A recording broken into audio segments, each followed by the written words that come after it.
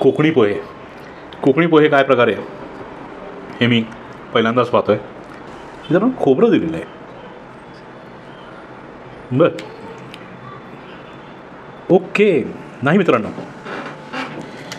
इथे यात बटाटा पण आहे. मला याच्यात बटाटा सापडला आहे आणि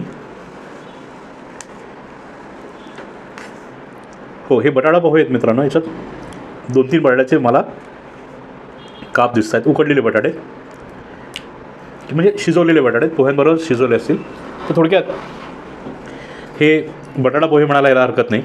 आणि याच्यावर खोबरं किसून त्यांनी वरती दिलं आहे.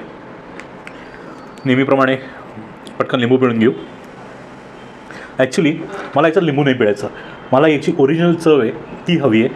कारण का मग मला फरक कळतो आहे की जर हे वेगळे आहेत की नाही. कारण का लिंबू पिळलं ना तर कदाचित सेम टेक्स्चर येण्याची शक्यता आहे. म्हणून नुसते पोहे ट्राय करून पाहतो. आम्ही पोहेकरचे कोकणी पोहे.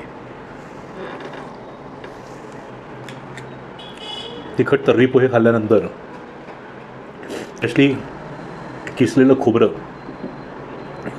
हे मिश्रित पोहे खाल्ल्यानंतर मी तुम्हाला जो आनंद मिळाला तो सांगू शकत नाही आहे.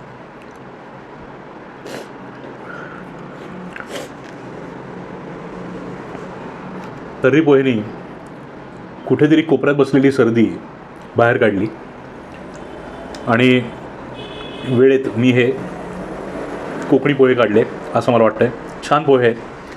मला वाटतं हे बटाटा पोह्यांसारखे बनवलेले पोहे आहेत आणि बटाट्या ह्याच्यात असल्यामुळे आपल्या नॉर्मल घरच्या पोह्यांपेक्षा म्हणजे साध्या पोह्यांपेक्षा नक्कीच याची चव थोडी वेगळी लागते आहे.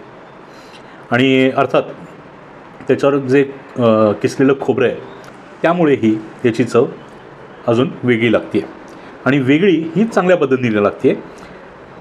आत्तापर्यंत आपण यांचे 3 पोहे खाल्ले. हा 4था पोह्यांचा प्रकार आहे. आणि कुठल्याही यांनी निराश नाही केलं. खूप अप्रतिम असे पोहे आहेत.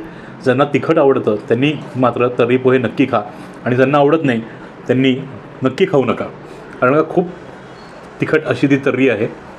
तुम्हाला जर आनंदच घ्यायचा आहे तर तुम्ही नक्की ट्राय करा. पण तर्री पोहे हे छान झणझणीतपणा घेऊन येतात हे लक्षात ठेवा आणि मग ऑर्डर करा.